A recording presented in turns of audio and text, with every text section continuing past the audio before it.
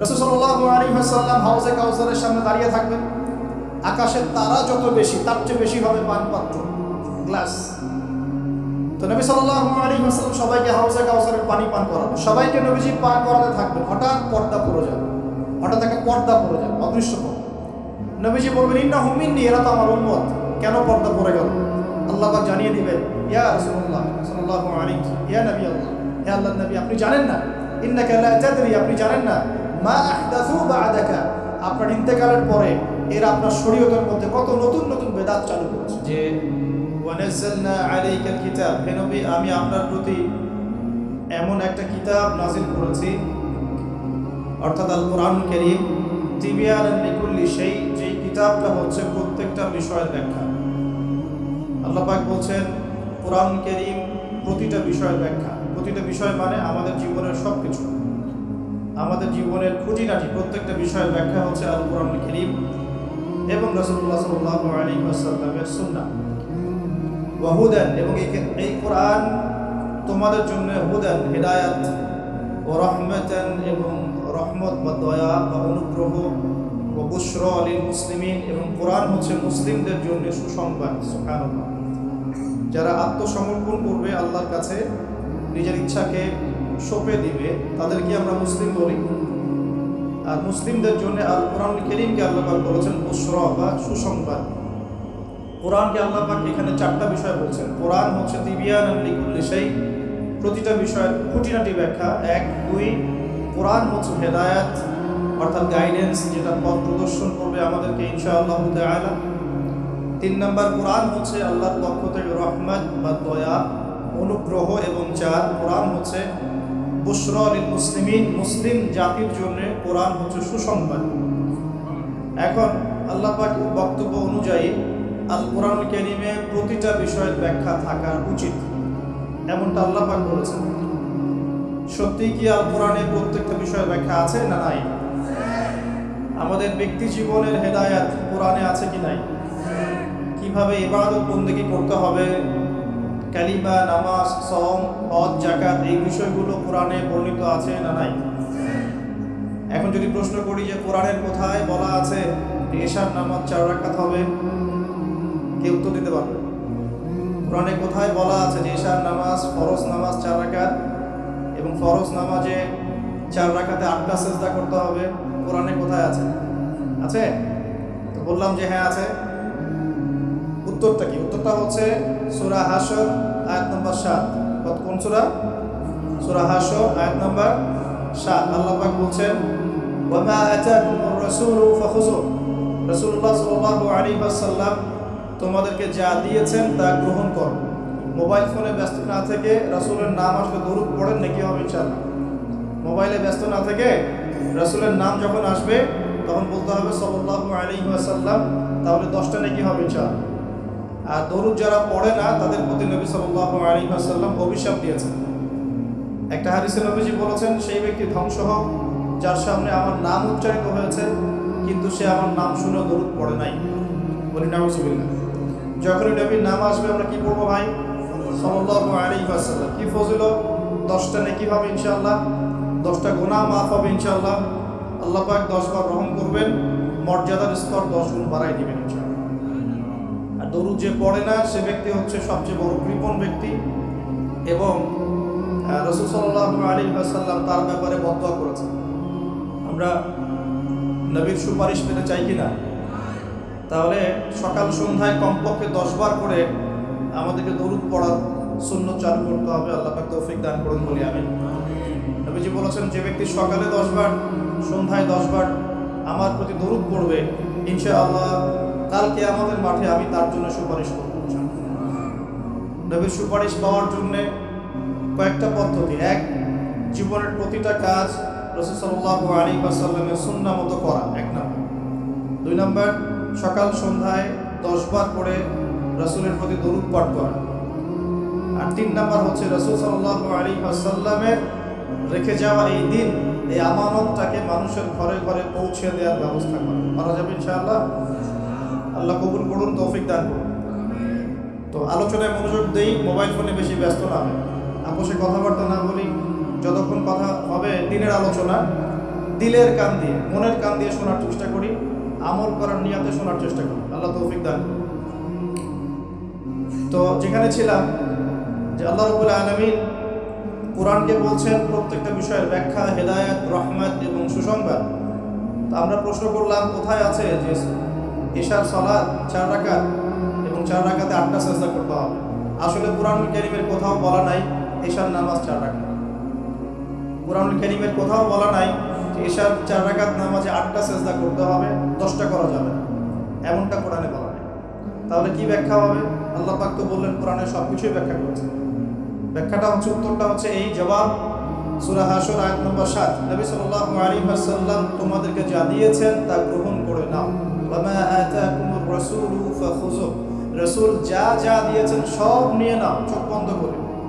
রাসূল যা দিয়েছেন চোখ বন্ধ করে গ্রহণ করো। ওয়া মা নাহাকুম আনহু ফান্তাহু, রাসূলুল্লাহ সাল্লাল্লাহু আলাইহি ওয়াসাল্লাম যা থেকে নিষেধ করেছেন এই বিষয়গুলো থেকে দূরে থাকো। এখন রাসূল যা দিয়েছেন এই রাসূলের দেয়াগুলো আমরা কোথায় পাবো? কোরআনে না হাদিসে? বলেন। রাসূল যা থেকে নিষেধ করেছেন এই নিষেধগুলো আমরা কোথায় পাবো? কোরআনে না হাদিসে?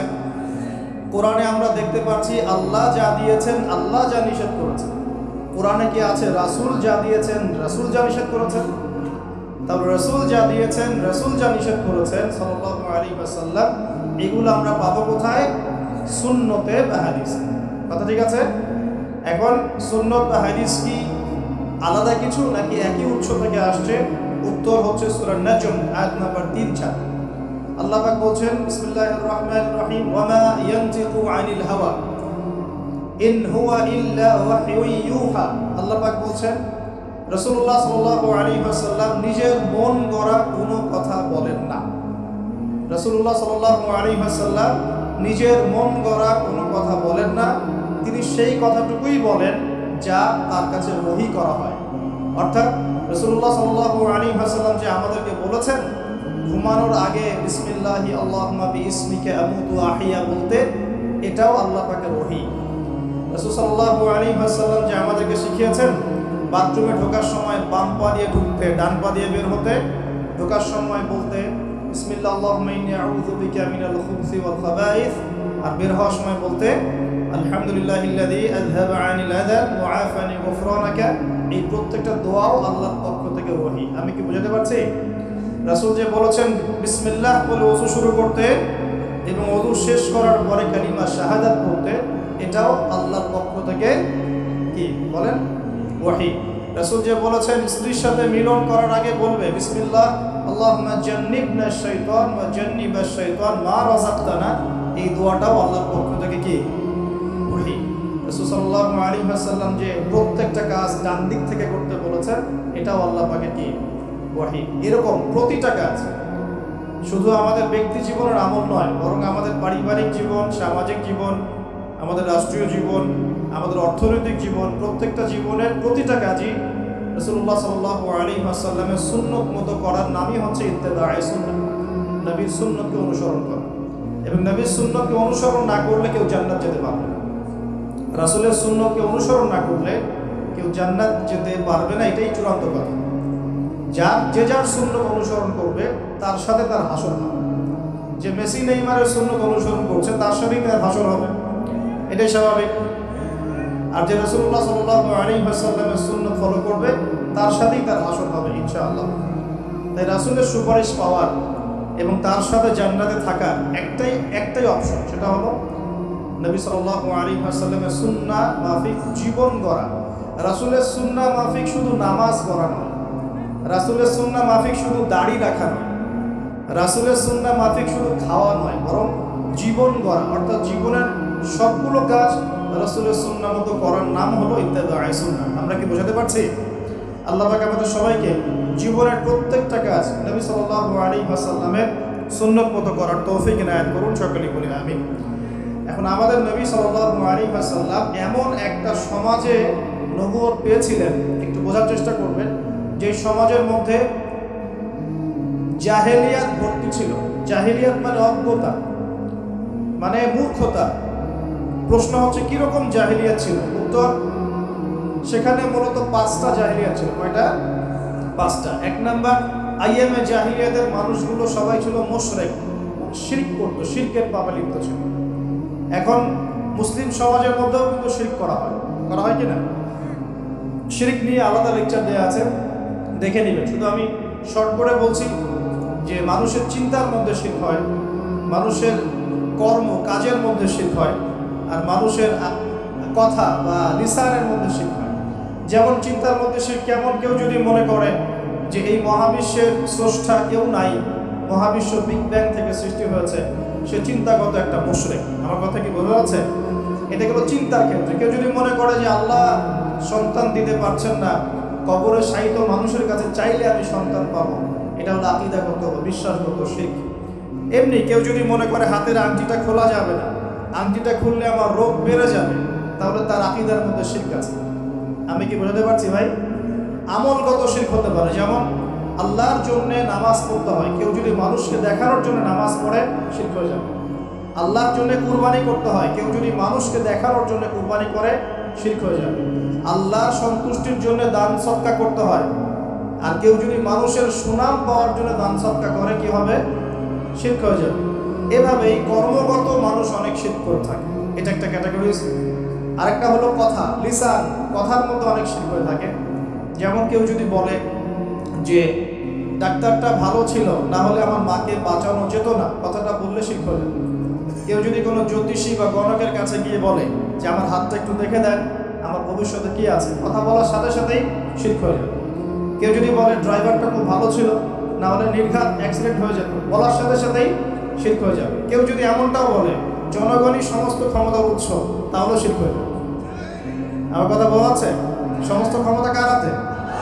এরকম কথার ক্ষেত্রে আমরা অনেক শিরক করে থাকি, আমরা এগুলো বুঝতে পারি না। তো আইয়ামে জাহিলিয়াত ছিল শিরকে ভরা একটা সমাজ। আমার কথা কি বুঝতে পারছেন? আইয়ামে জাহিলিয়াতের মানুষরা যে আল্লাহকে বিশ্বাস করতো না, বিষয়টা এমন না। আইয়ামে জাহিলিয়াতের মানুষরা আল্লাহকে ঠিকই বিশ্বাস করত, কিন্তু আল্লাহকে পাওয়ার জন্য ওসিলা পূজা করত, মাধ্যম পূজা করত, কবর পূজা করত, কোনো কোনো ক্ষেত্রে মৃত মানুষের পূজা করত, প্রকৃতি পূজা করত, আবার কেউ কেউ ছিল নাস্তিক। এরকম ছিল আইয়ামে জাহিলিয়াত। তো আমি একটা দলিল দিচ্ছি যে আইয়ামে জাহিলিয়াতের মানুষরাও যে আল্লাহকে বিশ্বাস করত, তার সবচেয়ে বড় দলিল হচ্ছে আবু জেহেল নিজেই। আবু জেহেলের নাম শুনেছেন তো? আবু জেহেলকে এই উম্মতের কি বলা হয়? কে বলতে পারবে? আবু জেহেলকে এই উম্মতের কি বলা হয়? ওয়াজ কি খালি শুনলেই হবে, নাকি একটু ধরে রাখতে হবে? কি বলা হয়? আইয়ামে জাহিলিয়াত একটা প্রবাদ ছিল, আবু জেহেলকে বলা হতো আবুল হাকাম, মানে জ্ঞানের পিতা। কিসের পিতা?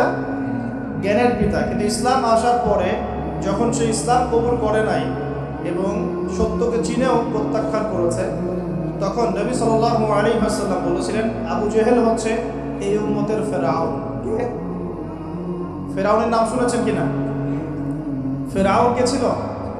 এই বিশ্বের সবচেয়ে প্রতাপশালী শাসক। সে কি ভালো ছিল না জালেম ছিল? ক্ষমতা চিরদিন থাকে না? থাকে না?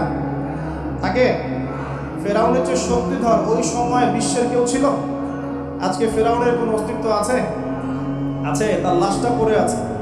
তার লাশটা আছে না? 1897 সালে তার লাশটা আবিষ্কৃত হয়েছে। কত সালে?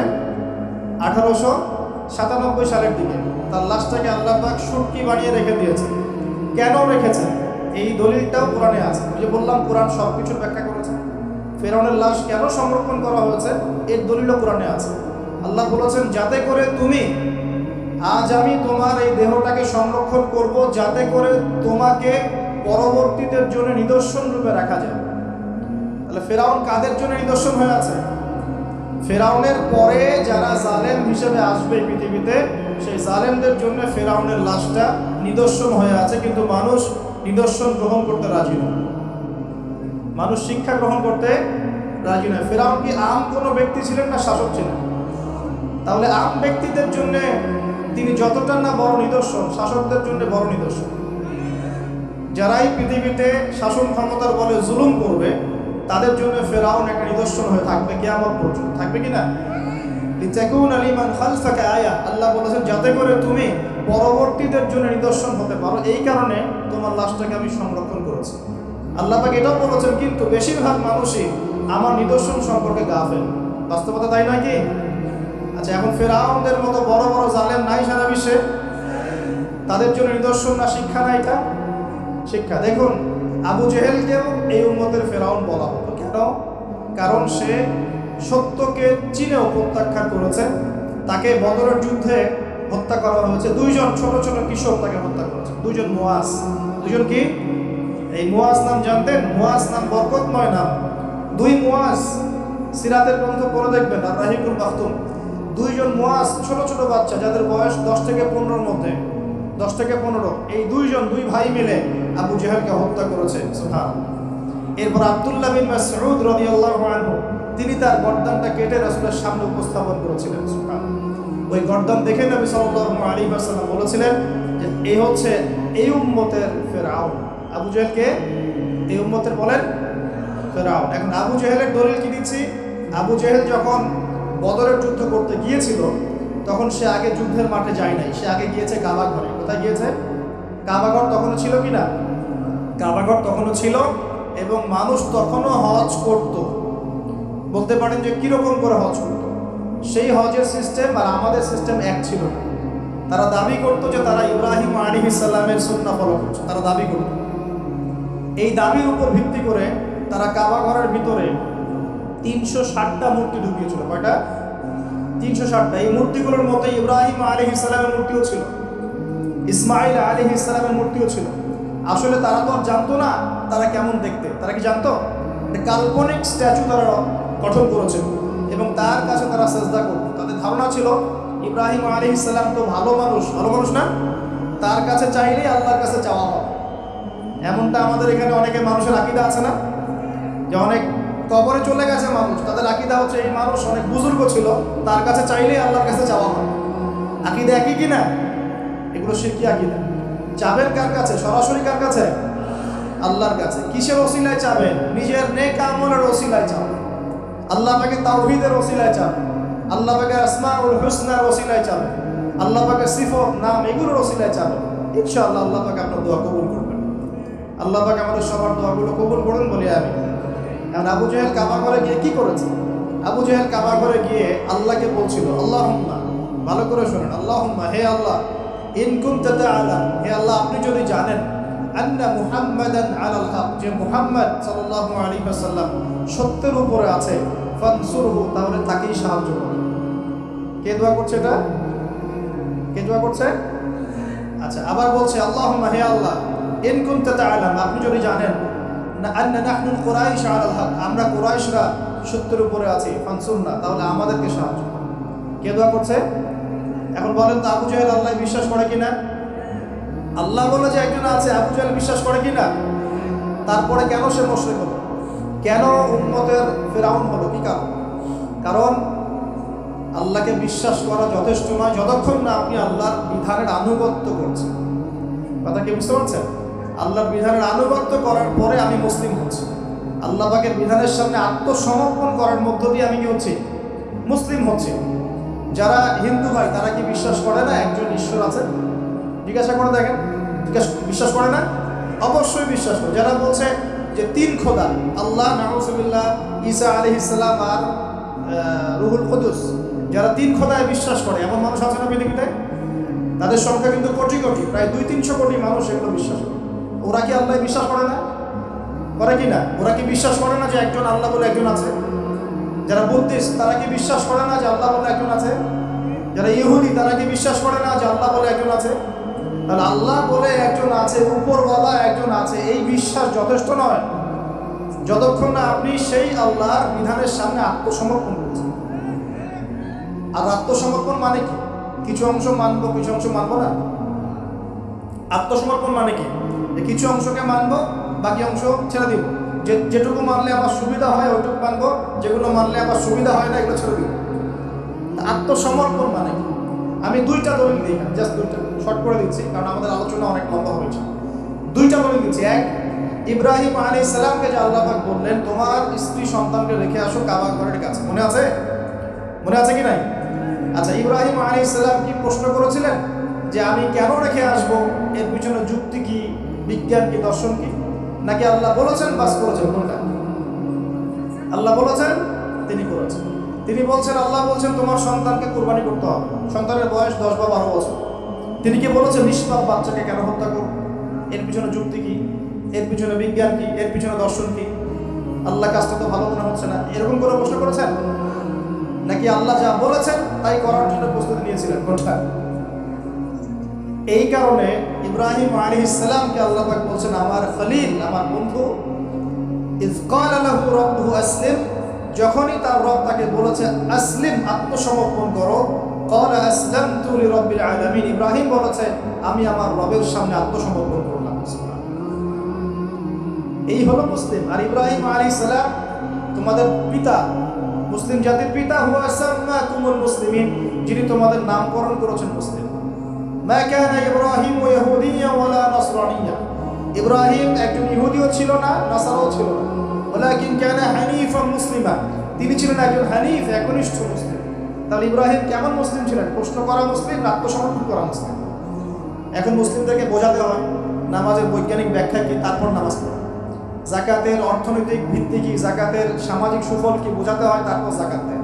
রমজানের মেডিকেল ব্যাখ্যা কি, রোজা রাখলে শরীর কিভাবে ভালো থাকে, এগুলো বোঝানোর পর রোজা রাখে।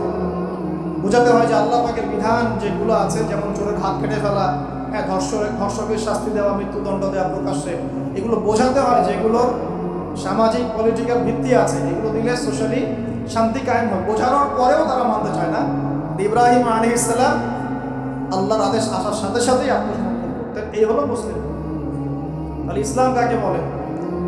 আত্মসমর্পণ, নাকি কিছু অংশ মানবো আর কিছু অংশ মানবো না? এখন আমরা যে কিছু অংশ মানি কিছু অংশ মানি না, এটা দেখার জন্য আপনাকে রমজান মাস পর্যন্ত অপেক্ষা করতে হবে। কিরকম? রমজান মাসে দেখবেন যে নামাজ পড়লো মাশাআল্লাহ, তারাবির নামাজ, ব্যবসা করতে গিয়ে দেখবেন পাপে কম দিবে। তার মানে সে নামাজ ইবাদত বন্দেগীর জীবনে আল্লাহকে মানে ঠিকই, অর্থনৈতিক জীবনে আল্লাহকে মানে। ওখানে তার কাছে মনে হচ্ছে আল্লাহ দেখছেন, এখানে আমি যা ইচ্ছা তাই করতে পারি। একজন পরেজগার ব্যক্তি, তাহাজ্জুদ গোছান মাসে, রাতে তাহাজ্জুদ পড়েন, দেখবেন অফিসে গিয়েছে, আদালত অন্য জায়গায় গিয়েছে, চাকরি ক্ষেত্রে, সেখানে গিয়ে টেবিলের তল দিয়ে টাকা নেওয়া শুরু করেছে। তার ধারণা যে এখানে আল্লাহ তাকে দেখছে না, নামাজে আল্লাহ তাকে দেখছে। আবার আমাদের দিনই বলে অনেকে রোজা রাখে মাসে, রোজা রেখেও দেখবেন সিরিয়াল দেখছে, গীবত করছে, বেপরোয়া হয়ে বাইরে ঘুরছে, করছে কি না? আবার রোজাও কিন্তু রাখছে। তার মানে তার ধারণা যে ইবাদত বন্দেগীর জীবনে আল্লাহ আমাকে, এখানে লা ইলাহা ইল্লাল্লাহ ঠিক আছে, মুহাম্মাদুর রাসূলুল্লাহ ঠিক আছে, কিন্তু শরঈ পর্দার ক্ষেত্রে, অন্যান্য জীবনের অন্যান্য ক্ষেত্রে আমি লা ইলাহা ইল্লাল্লাহ মুহাম্মাদুর রাসূলুল্লাহ পরোয়া করছি।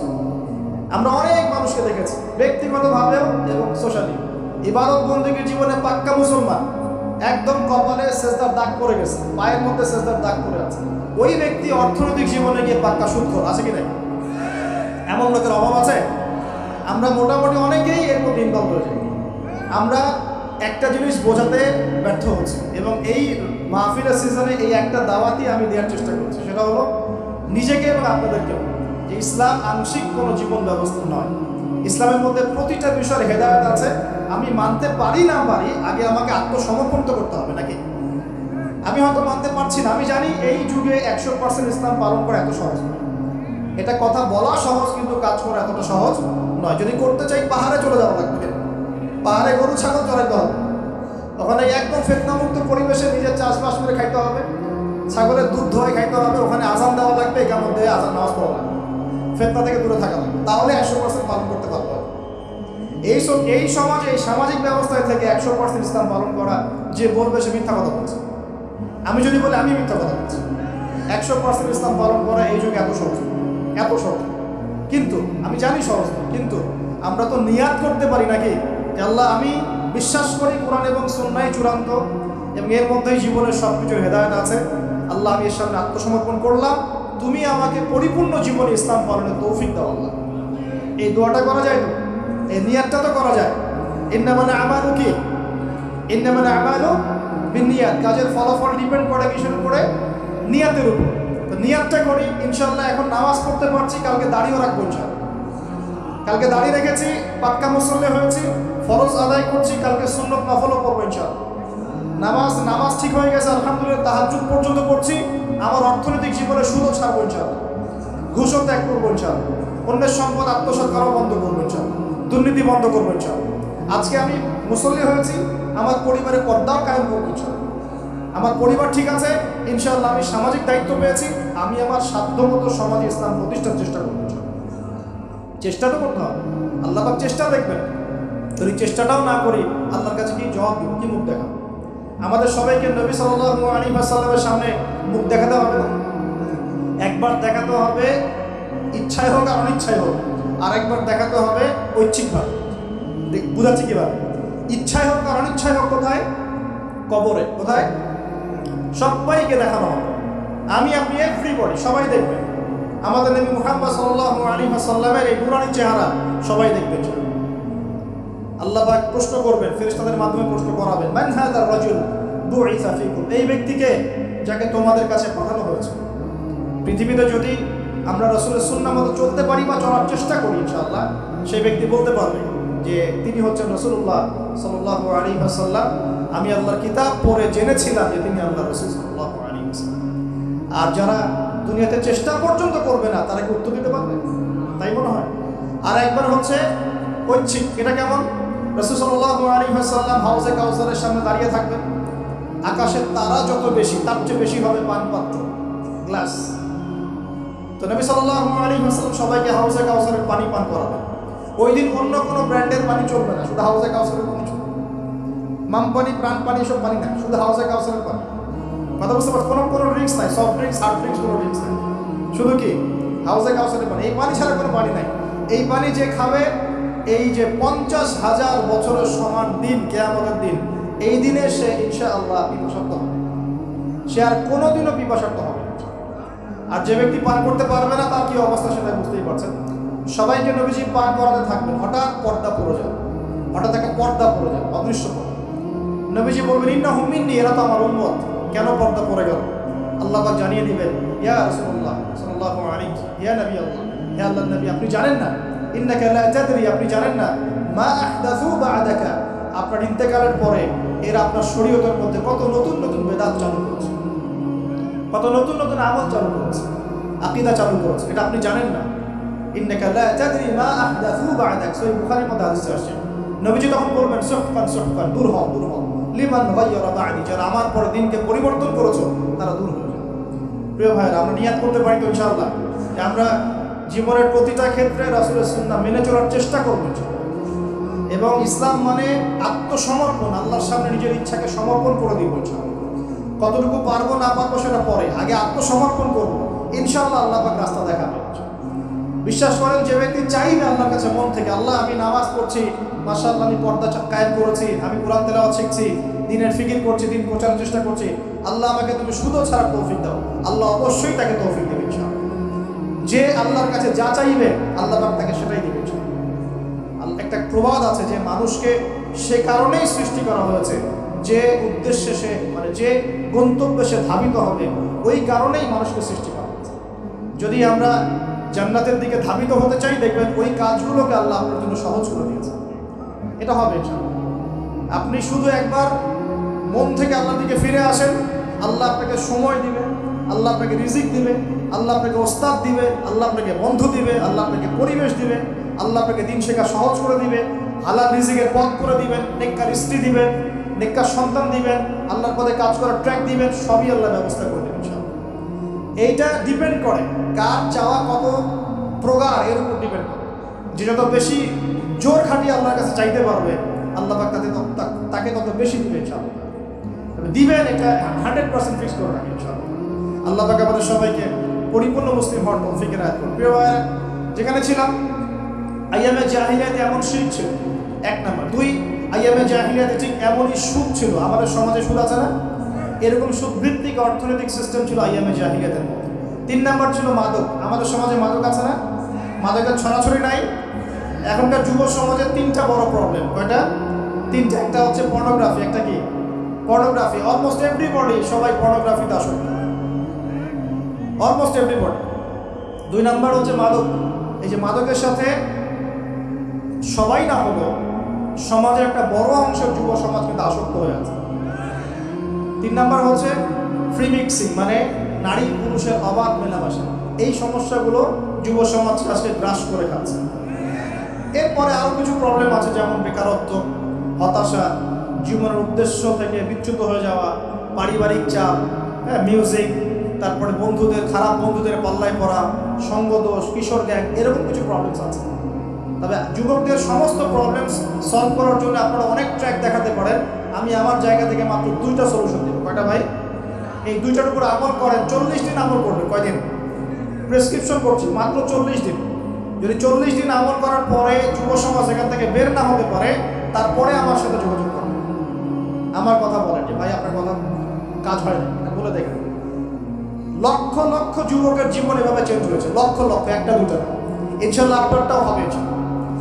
লক্ষ লক্ষ যুবকের জীবন পরিবর্তন হয়েছে এবং এমন এমন জায়গায় গিয়ে এই কথাগুলো করছে, আমিও জানি না কোথায় গিয়ে কথাগুলো করছে। আমি জাস্ট 2টা সলিউশন বলবো, অনেক বেশি কথা বলবো। প্রিয় যুবক ভাই, আপনার সলিউশন এই বেকারত্ব, মাদক, মেয়ের প্রতি আসক্তি, হতাশা, চাকরি না পাওয়া, এই যে ব্যাপারগুলো, পারিবারিক চাপ, তারপরে আপনি মাঝে মাঝে হয়তো একটু এগ্রেসিভলি একটু গুন্ডাগার্দি করছেন, নাউজুবিল্লাহ, এই যে প্রবলেমসগুলো, এগুলো সলভ আপনাকে 2টো জিনিস করবে। এক, আপনি জাস্ট 5টা ওয়াক্ত নামাজ জামাতে পড়ার চেষ্টা করুন। একটা 5 ওয়াক্ত মানে 5 ওয়াক্তই, মানে আপনাকে ফজরে উঠতে হবে, এশার নামাজও পড়তে হবে। ফজরে উঠতে হলে যদি আপনাকে সারাটা জেগে থাকতে হয় তাহলে জেগে থাকবেন, যদি আর্লি ঘুমাতে হয় তাহলে আর্লি ঘুমাবেন। 2টা সলিউশন। মানে এখন তো অনেকেই রাত চলে যায় 3টা, 3:30, 4টা পর্যন্ত জেগে থাকে, কারণ এখন তো দিন রাত হয়ে গেছে, রাত দিন হয়ে গেছে, তাই না? এটা ক্ষেত্র বিশেষে জায়েজ হতে পারে, কিন্তু সবসময় এটা করা যাবে। যেমন রমজান মাস, দেখা যায় রাতের বেলা অনেকে ইবাদত করে না, একবারে ফজরের নামাজ পড়ে হয়তো জিকির আজকার তেলাওয়াত করে মানুষ ঘুমায়, এটা আলাদা বিষয়, কিন্তু সারা জীবন তো এই কাজটা করা যাবে। তো আর্লি ঘুমানোর চেষ্টা করা ভালো। যদি না করেন, যদি আপনার রাত জাগতেই হয়, তাহলে ফজরের নামাজটা পড়ে অ্যাটলিস্ট, ঠিক আছে? 1 নাম্বার 5 ওয়াক্ত নামাজ জামাতে, যদি জামাত না পান বাসায়, যদি জামাত না পান তাহলে পরবর্তীতে কাউকে নিয়ে জামাত পড়ে নেবেন। একবারই পান নাই, ঘুমিয়েছিলেন, কোনো সফরে ছিলেন ইত্যাদি, আপনি একা হলেও পড়ে নেবেন। 5 ওয়াক্ত নামাজ ছাড়বেন না, ওয়াদা করেন আজকে 5 ওয়াক্ত নামাজ কেউ ছাড়বেন না, ওয়াদা করেন। আল্লাহ পাক কবুল করুন, বলি আমিন। এই নামাজ, ইন্না সালাতা তানহা আনিল ফাহশাই ওয়াল মুনকার, আল্লাহ পাক নিজে বলেছেন এই নামাজ সমস্ত পাপের কাছ থেকে তোমাকে দূরে রাখবে ইনশাআল্লাহ। আর একটা কথা মনে রাখবেন, যে নবীর শান শওকত নিয়ে আমরা আলোচনা করেছি এবং করতে যাচ্ছি। রাসূলুল্লাহ সাল্লাল্লাহু আলাইহি ওয়াসাল্লাম মুমূর্ষ অবস্থায়, একদম মুমূর্ষ অবস্থায় উম্মতের জন্য যে নসিহতগুলো করেছেন, তার মধ্যে একটা হচ্ছে আসসালাত ওয়া মা মালাকাত আইমানুকুম, নামাজের ব্যাপারে যত্নবান হও এবং তোমাদের অধীনস্থদের ব্যাপারে যত্নবান হও। এই 2টা কথা। শেষ ওয়ার্ড মানুষ কি বলতে পারে?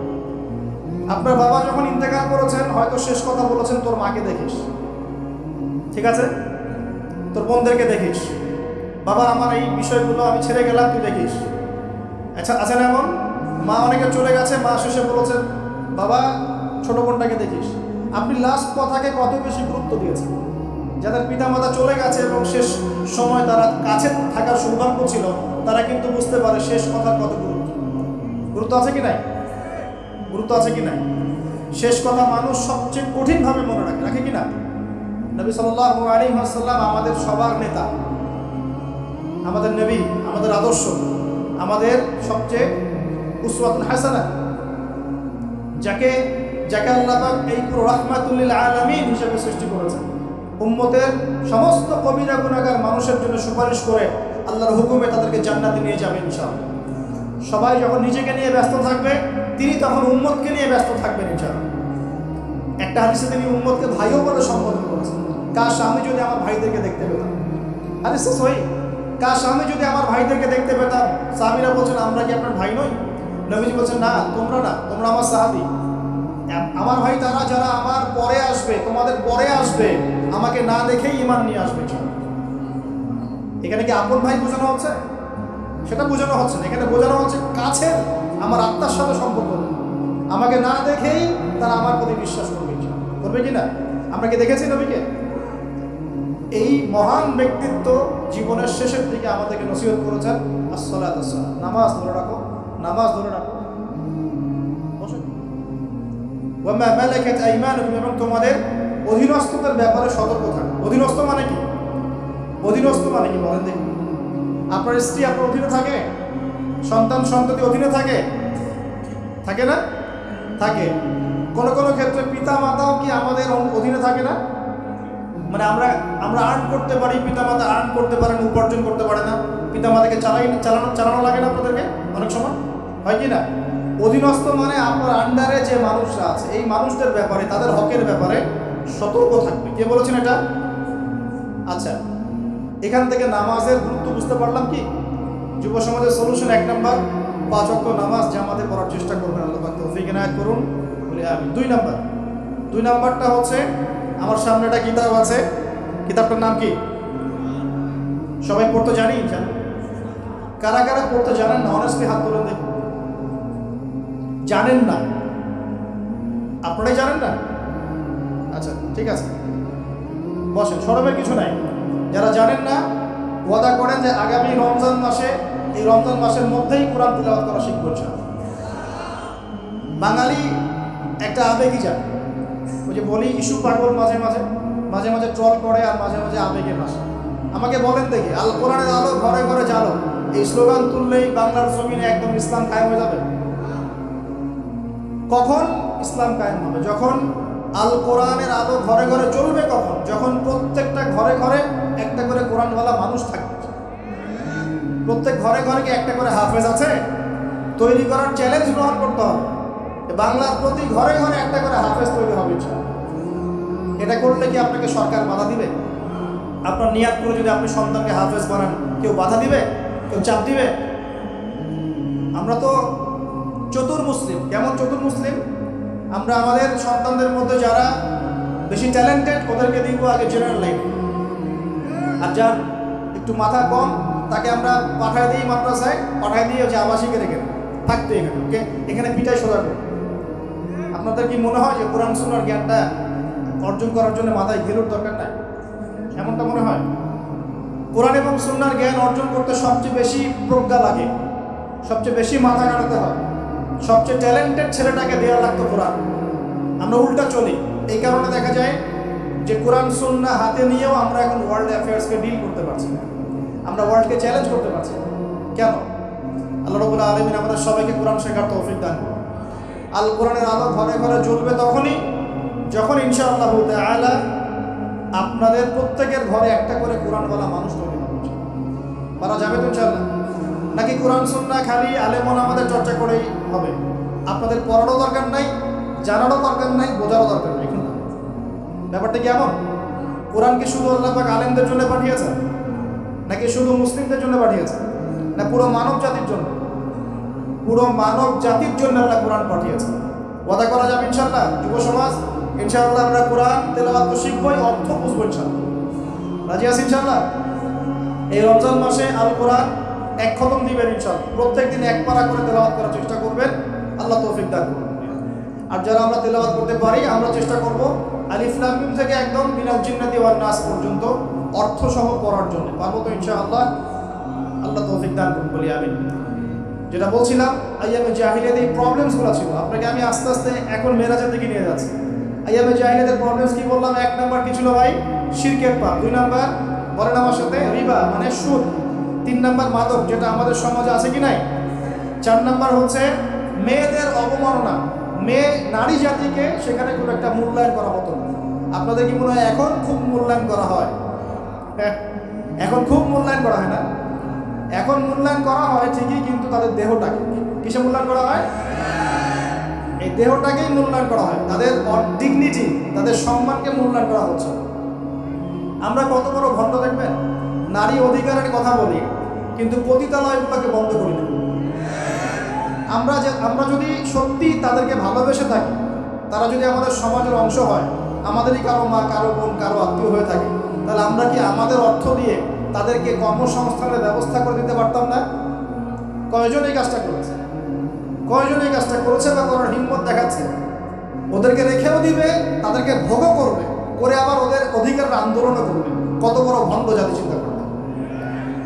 আমরা একটু নিয়াত করতে পারি তো, আমরা আমাদের অর্থ সম্পদ থেকে আমরা প্রয়োজনে আমাদের পলিটিক্যাল পাওয়ার কাজে লাগিয়ে, আমাদের এখানে যারা অনেস্ট মেম্বার, চেয়ারম্যান, এমপি সাহেব থাকবে, তাদের পলিটিক্যাল পাওয়ারটাকে কাজে লাগিয়ে আমরা আমাদের এলাকাগুলোর মধ্যে সমস্ত অনৈতিক কাজগুলো বন্ধ করে দেব। এবং ওই মেয়েদের ওই মেয়েদেরকে আমরা ভালো কোনো কর্মসংস্থানের ব্যবস্থা করে দিব, দেখবেন কোনোদিনও শেষের চাই এই পথে পা বাড়াবে না। কোনো মেয়ের কি এই কাজ করতে ভালো লাগে আপনার মনে হয়?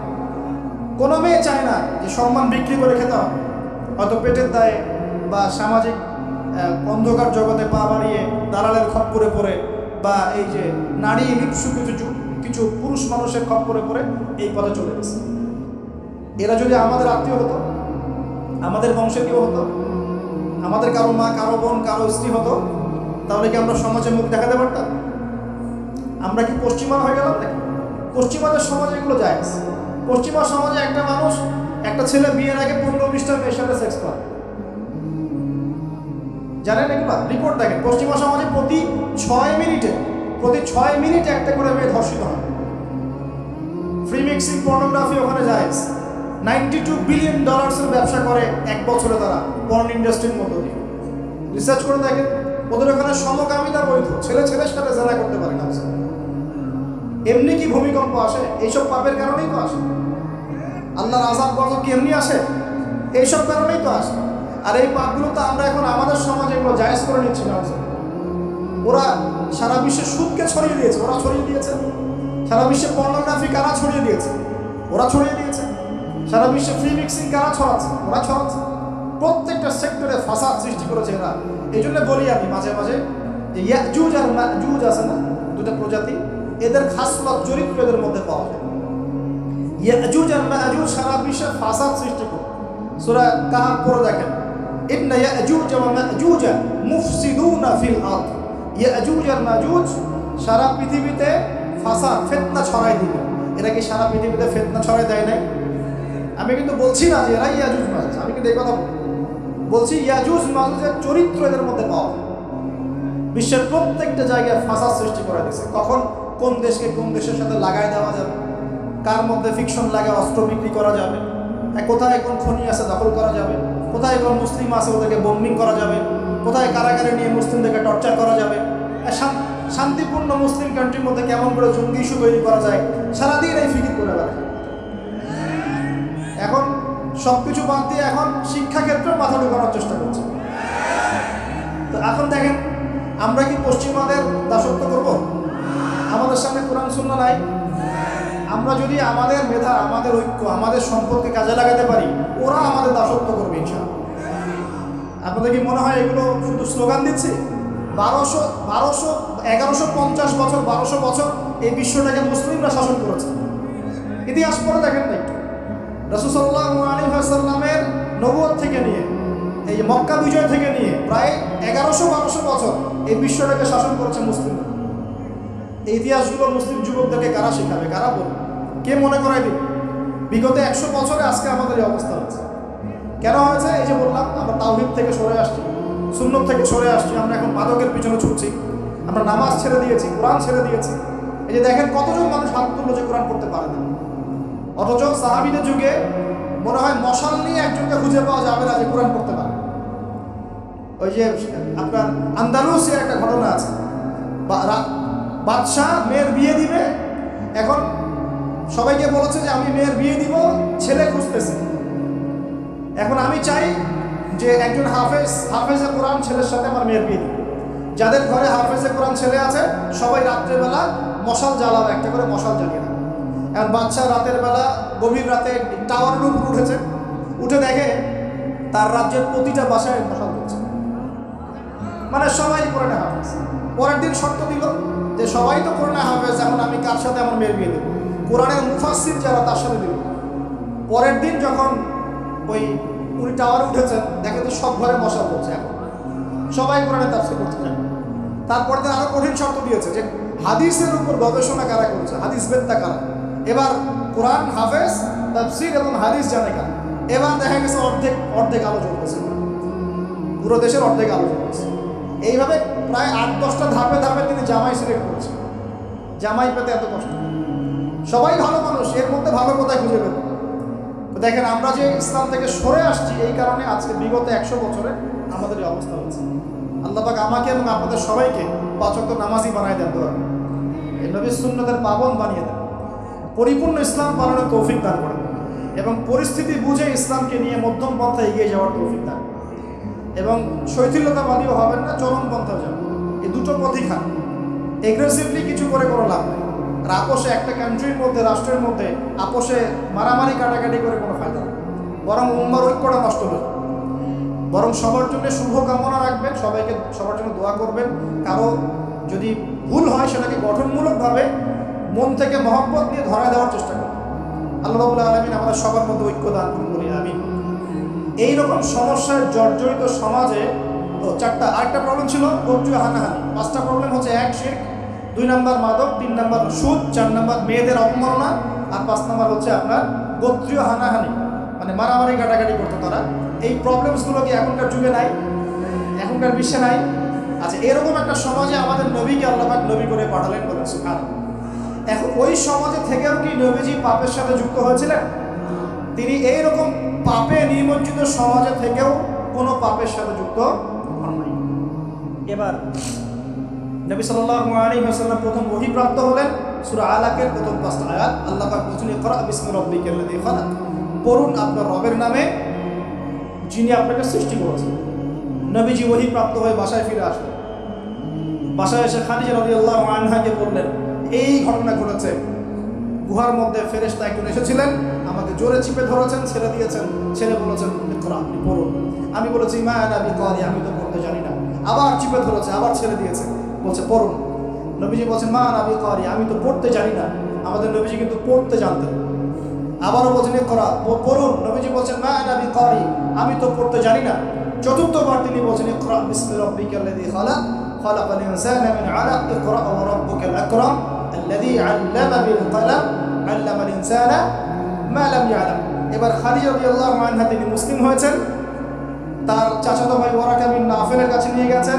তিনি বলেছেন যে হ্যাঁ, তোমার কাছে যে এসেছিল তার নাম নামুস, মানে জিবরাইল আলাইহিস সালাম। তুমি নবুয়ত পেয়েছো, এখন তোমার এলাকার মানুষ তোমাকে বের করে দিবে। নবীজি বলছেন আমার এলাকার মানুষ আমাকে বের করে দিবে? আওয়া মুখরিজিয়া হুম, তারা কি আমাকে বের করে দিবে? তখন নবীজিকে বলা হচ্ছে হ্যাঁ, এর আগে যার কাছে এই ওহী এসেছে তাকেই তার কম বের করে দিয়েছে। নবীজি দাওয়াতি কাজ করতে থাকলেন। প্রথম 3 বছর গোপন দাওয়াত। কয় বছর? প্রথম 3 বছর গোপনে দাওয়াত। এই 3 বছরে তৈরি হয়েছে আবু বকর সিদ্দিক, আপনার উসমান বিন আফফান, আব্দুর রহমান বিন আউফ, তালহা বিন উবাইদুল্লাহ, জুবাইর বিন আওয়াম, হ্যাঁ, এই যে যায়েদ ইবনে হারেসা, বেলাল আল হাবাশি, এরকম সাহাবী, আব্দুল্লাহ বিন মাসউদ, জাফর ইবনে আবি তালেব, আলী ইবনে আবি তালেব, এমন প্রায় 40 থেকে 80 জন সাহাবী ইসলাম কবুল করেছেন, বলেন আলহামদুলিল্লাহ। এরপর 4র্থ বছর থেকে প্রকাশ্যে দাওয়াত দেওয়া শুরু হলো। যখনই প্রকাশ্যে দাওয়াত দেওয়া শুরু হলো, তখনই নবী সাল্লাল্লাহু আলাইহি ওয়াসাল্লামের প্রতি জুলুম, নির্যাতন চাপিয়ে দেওয়া, শারীরিক নির্যাতন, মানসিক নির্যাতন, অর্থনৈতিকভাবে বয়কট করা, হ্যাঁ, তারপরে কখনো কখনো এই যে মাথার উপরে উটের নাড়ি ভুঁড়ি চাপিয়ে দেওয়া হয়েছে, কখনো তাকে আঘাত করা হয়েছে, কখনো কি করা হয়েছে, সামাজিক্যালি মানে সোশ্যালি বয়কট করা হয়েছে, কখনো তাকে গালিগালাজ করা হয়েছে। আমি দেখেছি তাকে ইন টোটাল প্রায় 15 থেকে 16টা গালি খেতে হয়েছে। আমাদের নবীজিকে, যার সামনেও কোনো গোনা নাই, পিছনে কোনো গোনা নাই, এই ব্যক্তিকে জীবনে প্রায় 15 থেকে 16টা গালি খেতে হয়েছে। মানুষ তাকে বলেছে কাদ্দাব, মিথ্যাবাদী, মহামিথ্যাবাদী, সাহের, জাদুকর, ফারিকুল জামাআ, ঐক্য বিনষ্টকারী, হ্যাঁ, মজনুন, পাগল, জিনগ্রস্ত ইত্যাদি মানুষ তাকে এসব কথা বলেছে। আমাদের নবীজিকে মানুষ এই কথা বলছে। এখন আমাদের সমাজে একটা প্রচলন ঘটেছে, সে খারাপ না হলে কি মানুষ এমনি এমনি খারাপ বলে? এরকম আছে না? খারাপ না হলে কি এমনি জুলুম আসে? এরকম বিশ্বাস আমাদের মধ্যে আছে। আমাদের নবীজিকে হকের উপর থাকার পরেও জীবনে প্রায় 15 থেকে 16টা গালি খেতে হয়েছে। তারপরে আমি স্টাডি করে দেখেছি, তাকে জীবনে প্রায় 14 থেকে 15 বার মানুষ হত্যা করার চেষ্টা করেছে।